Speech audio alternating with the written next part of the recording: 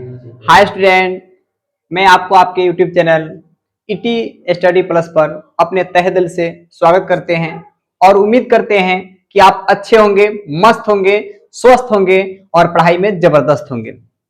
सबसे पहले जैसे कि आप यहाँ पे बोर्ड पे टॉपिक दिख रहे हैं, हिंदी का आपका गद्यखंड होगा और चैप्टर आपका फर्स्ट होगा। चैप्टर का नाम यहाँ पे श्रम विभाजन और जाति प्रथा होगा, जो एक क्या है, निबंध है। सबसे पहले आप जानते हैं कोई भी ऐसा चैप्टर हो, चाहे वो खास करके हिंदी का हो, तो पूरे चैप्टर यानी कि पूरा पाठ 3 खंडों में विभाजित होता है, जिसमें पहला जो होता है वह आपका लेखक का परिचय होता है। जिसमें पहला क्या होता है, लेखक का परिचय होता है। उसके बाद में अगर इसका दूसरा खंड देखा जाए तो उस पाठ का पूरा क्या होता है, सारांश होता है। उस पाठ का टोटल क्या होता है, सारांश होता है।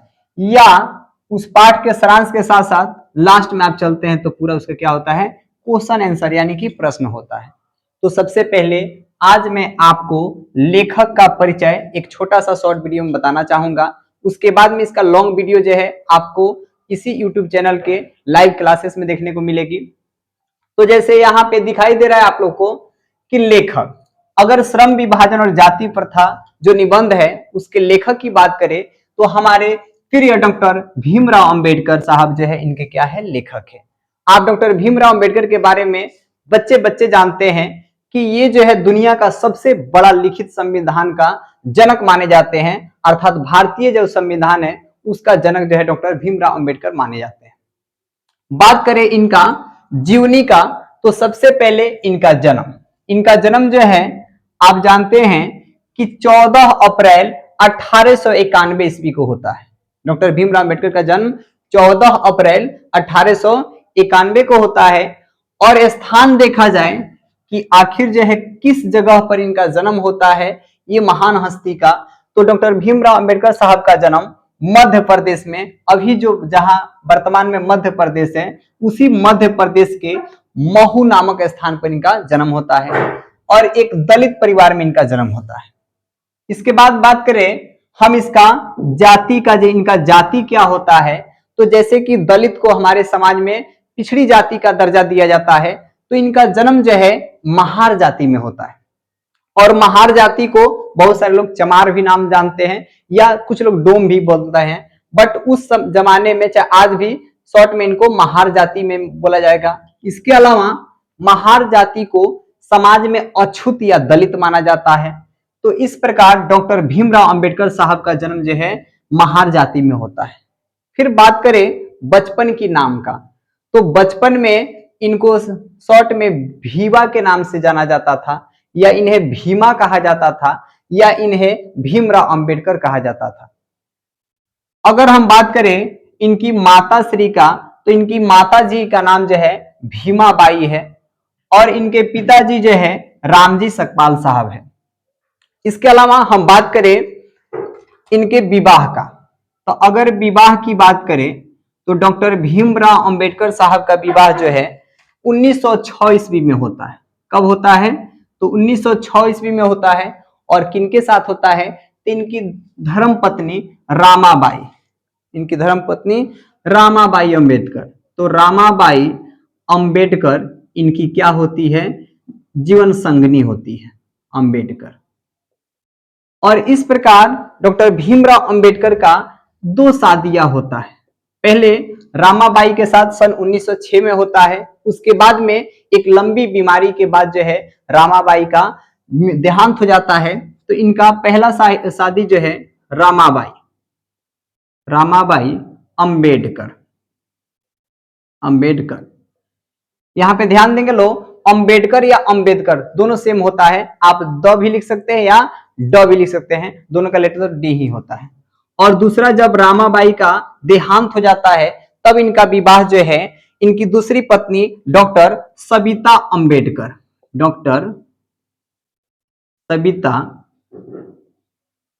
अंबेडकर होती है। फिर बात करें डॉक्टर भीमराव अंबेडकर के बच्चे, तो आप जानते हैं इनके बच्चे जो है यशवंत। अगर इनके हम बच्चे की बात करें डॉक्टर भीमराव अंबेडकर के बच्चे के, तो यशवंत साहब अंबेडकर है। यशवंत साहब अंबेडकर, अंबेडकर साहब है।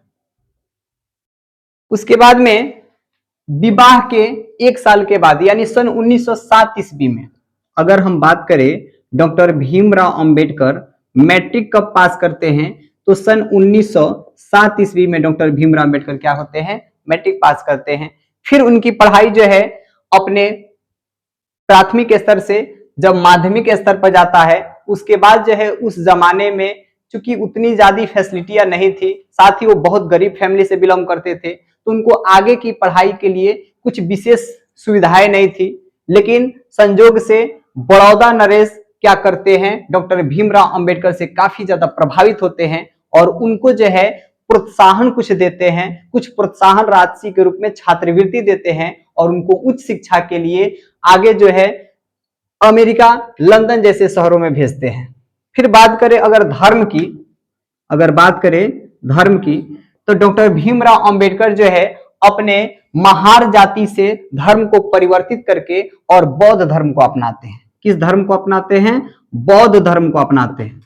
सबसे पहले आपको थोड़ी सी ध्यान देना होगा कि यहाँ पे डॉक्टर भीमराव अंबेडकर से संबंधित जितने सारी जानकारियां दी जाती है, ये आपके किताब के अनुसार जितने सारे जो है प्रश्न आपके बोर्ड के एग्जाम में बनने के लायक होगा, उसी के अकॉर्डिंग बताई जाती है। अन्यथा डॉक्टर भीमराव अंबेडकर एक ऐसे महान हस्ती है जिनके बारे में जितना ही बताया जाए उतना ही कम है, इसलिए आप लोग को काफी शॉर्ट और संक्षेप में जानकारियां दी जाती है।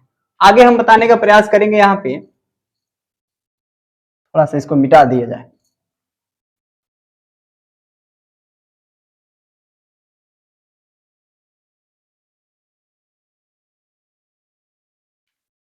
यहां से थोड़ा इसको पार देते हैं।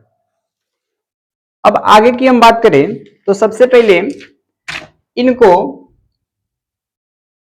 क्या कुछ कहा जाता है, तो इनको प्रेम से मानव मुक्ति का पुरोधा कहा जाता है। मानव मुक्ति का पुरोधा मतलब इन्होंने अपनी अछूतता से इतने ज्यादा तंग हुए कि मन में एक विश्वास ठाने, चूंकि उस जमाने में क्या होता था कि जो भी निचली जाति के लोग रहते थे उनको उच्च जाति के लोग जो है काफी ज्यादा यातनाएं देते थे, जिससे डॉक्टर भीमराव अंबेडकर काफी क्या हुए, दुखित हुए और उनके मन में विचार आया कि हम जो है एक ऐसे शख्स होंगे कि इस अछूतता को जड़ से मिटा फेंकेंगे, और उन्होंने सच ऐसा करके भी दिखाया। इसलिए प्रेम से उनके सम्मान में हम लोग मानव मुक्ति यानी इंसान के मुक्ति दाता के रूप में उनको जानते हैं। आगे हम बात करें तो हर व्यक्ति का, चाहे आप स्टूडेंट हैं, आप लोग का भी कोई ना कोई ऐसा एक आइडियल व्यक्ति होंगे, शख्स होंगे जिनको आप फॉलो करते होंगे, जिनको आप मानते होंगे, चाहे वो कोई बड़े से बड़े राजनेता हो सकते हैं या कोई क्रिकेटर भी हो सकते हैं या कोई हीरो भी हो सकते हैं या कोई बड़े से बड़े साइंटिस्ट भी हो सकते हैं या कोई विद्वान भी हो सकते हैं या टीचर भी हो सकते हैं। तो इस तरह इनके जीवन का जो प्रेरक व्यक्ति रहे, प्रेरक व्यक्ति, वह जो है 3 शख्स रहे। पहला बुद्ध, आप महात्मा बुद्ध का नाम सुने हैं, महात्मा बुद्ध को भी हर कोई जानता है, तो इनके पहले प्रेरक व्यक्ति जो है महात्मा बुद्ध रहे। उसके बाद में दूसरे इनके प्रेरक व्यक्ति जो है कबीर साहब रहे, संत कबीर साहब रहे, और इनके तीसरे जो है प्रेरक व्यक्ति जो है ज्योतिबा फूले साहब रहे, ज्योतिबा फूले साहब रहे। तो इस प्रकार डॉक्टर भीमराव अंबेडकर के जीवन पर सबसे ज्यादा गहरा प्रभाव बुद्ध भगवान का पड़ा, कबीर साहब का पड़ा और ज्योतिबा फूले का पड़ा। ये बहुत इंपॉर्टेंट क्वेश्चन हो जाता है कि डॉक्टर भीमराव अंबेडकर के प्रेरक व्यक्ति कौन रहे, तो आप क्या नाम रखेंगे, बुद्ध, कबीर और ज्योतिबा फूले। फिर हम आगे चले तो अभी आपको बताए थे कि इनको प्रोत्साहन के रूप में देने वाले आगे के शिक्षा के लिए कौन हुए, तो बड़ौदा के नरेश हुए। कौन हुए, बड़ौदा नरेश। इसको शॉर्ट में आप याद रखेंगे, बड़ौदा के उस समय राजा हुआ करते थे, वो राजा जो है इनसे इतना प्रभावित हुए कि इनके हुनर को देख करके उन्होंने निश्चय किया कि इस बच्चे को जो है काफी आगे बढ़ाए, और इसके लिए उन्होंने क्या किया, इनको प्रोत्साहन राशि दिए, मतलब छात्रवृत्ति दिए, ताकि इनका उच्च शिक्षा जो है काफी बेस्ट हो सके, आगे बढ़ सके। उसके बाद में अगर हम व्यवसाय की बात करें कि इनका व्यवसाय क्या रहा, तो आप तमाम बच्चे जानते हैं कि ये जो है एक बहुत फेमस, एक समझिए क्या रहे, वकील रहे, प्रोफेसर भी रहे, एक बहुत बड़े समझ जाइए कि राजनीतिज्ञ भी रहे। राजनीतिज्ञ मतलब राजनीति के क्षेत्र में भी विशेष जानकारी रखने वाले महान हस्ती रहे। इसके अलावा अगर इनकी प्रमुख हम रचना की बात करें, इनकी प्रमुख रचना की बात करें, तो इनकी प्रमुख रचनाएं कई सारे हैं जो आपके बुक में दिया भी है। उसके अकॉर्डिंग बात करें हम, तो सबसे इनकी प्रमुख रचना जो है इनहिलेशन ऑफ कास्ट है। क्या है? इनहिलेशन ऑफ कास्ट है, और इनकी रचना ही है। इसके अलावा रचना के साथ साथ भाषण भी है। इनकी प्रमुख रचना के साथ यहाँ पे हम भाषण भी जोड़ देते हैं। इनकी प्रमुख रचनाएं कौन कौन है? तो इनहिलेशन ऑफ कास्ट है।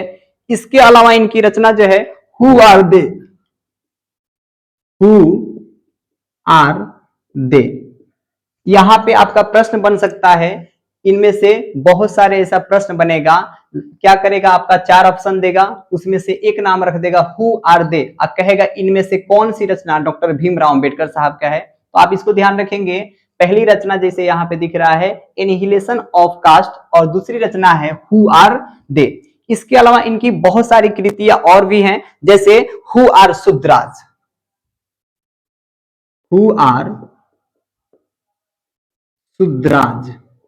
ये भी इनकी रचनाएं हैं।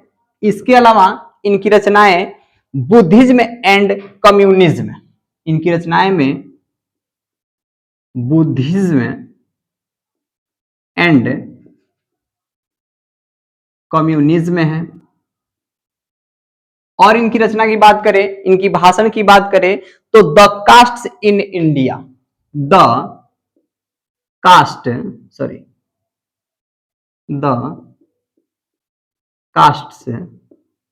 इन इंडिया,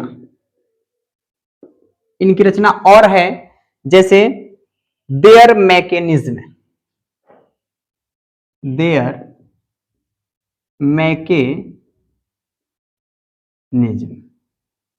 और हम बात करें इनकी रचना का, तो आपका जेनेसिस एंड डेवलपमेंट,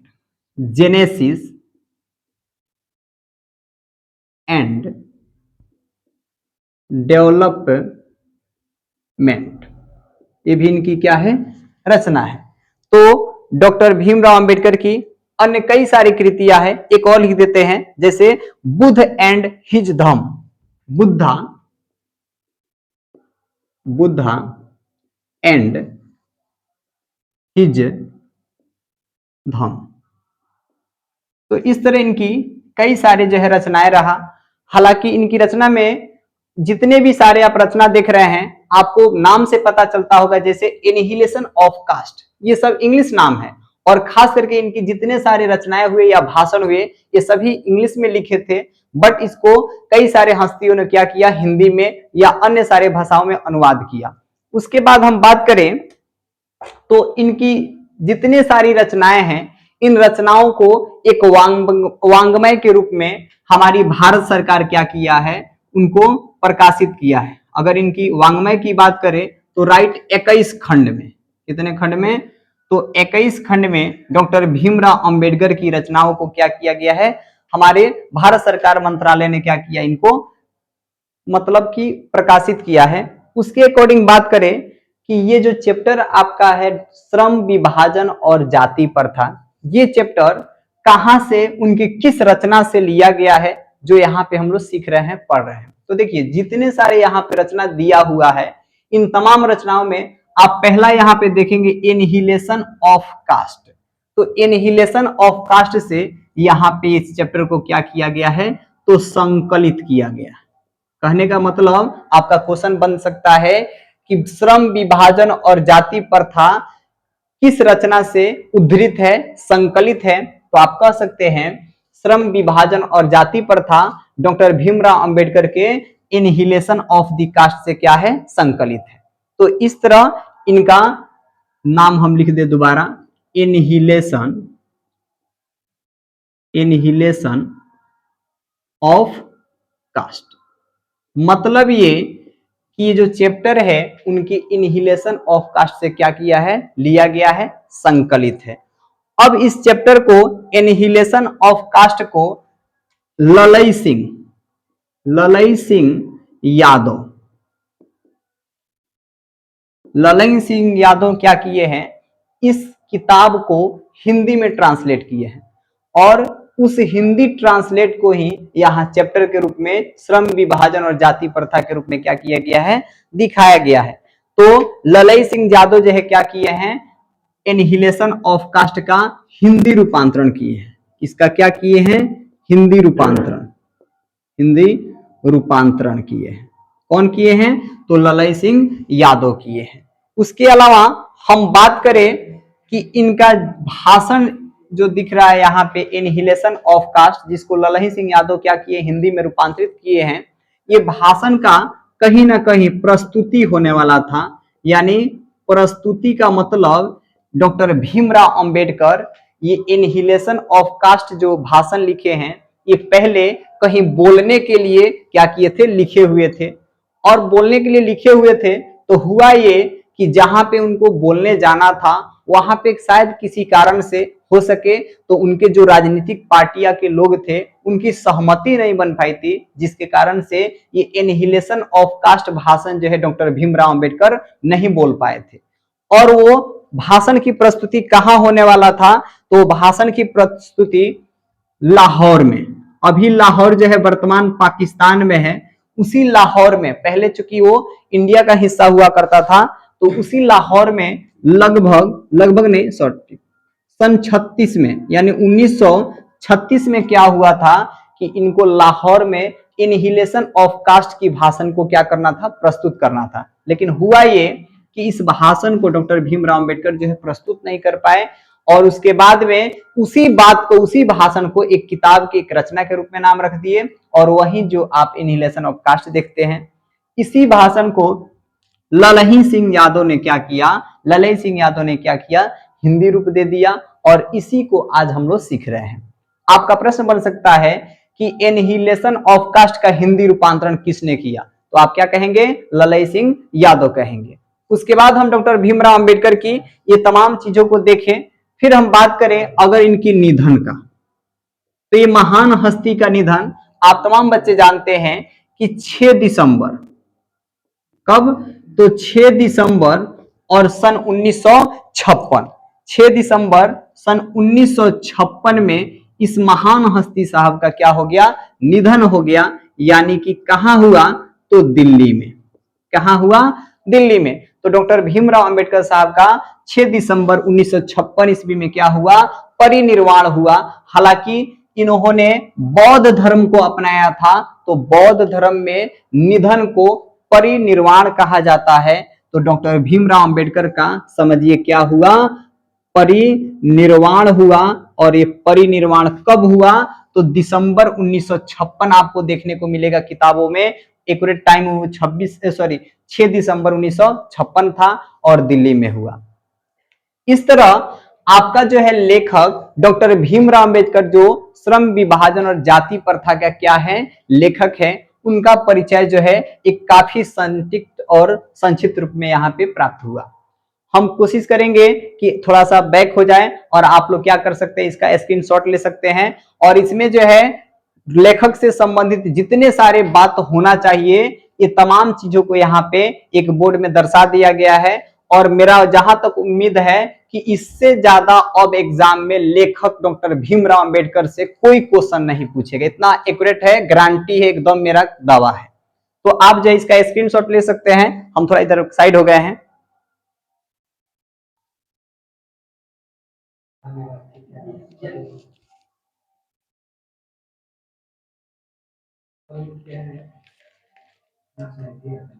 हो गया होगा। तो देखिए इसके आगे हम लोग चलेंगे तो श्रम विभाजन और जाति प्रथा का जो चैप्टर होगा उस चैप्टर के बारे में विशेष जानकारियां जो है आपको नेक्स्ट वीडियो में, और खास करके लाइव जो वीडियो 8:30 बजे से चलती है इसी ईटी स्टडी प्लस पे, तो आपको जो है उससे आगे देखने को मिलेगा। बट आप लोग क्या करें, इसी तरह हमारे ईटी स्टडी प्लस को सब्सक्राइब कीजिए, इसको अपने दोस्तों के पास शेयर कीजिए। और चूंकि ये मेरा पहला वीडियो है तो थोड़ा हो सकता है कि बोलने में झिझकिटाहट हो सकता है, या थोड़ी सी आवाज हो, या थोड़ा कैमरा के क्वालिटी वगैरह हो, या लाइट वगैरह हो, तो ये सबकी थोड़ा सा इश्यू है। हालांकि आज लाइव क्लास जो है ओपन हुआ था, बट उसमें हुआ है कि नेटवर्क के इश्यू के चलते उसको बंद किया गया। बट अगले दिन से हो सके तो उसको सुधार करके बढ़िया से चलेगा। तो इतना ही रहने देते हैं और मिलेंगे आपको नेक्स्ट वीडियो में। इसके अलावा जय हिंद, जय बिहार और तौसीफ जी का नमस्कार। नमस्कार।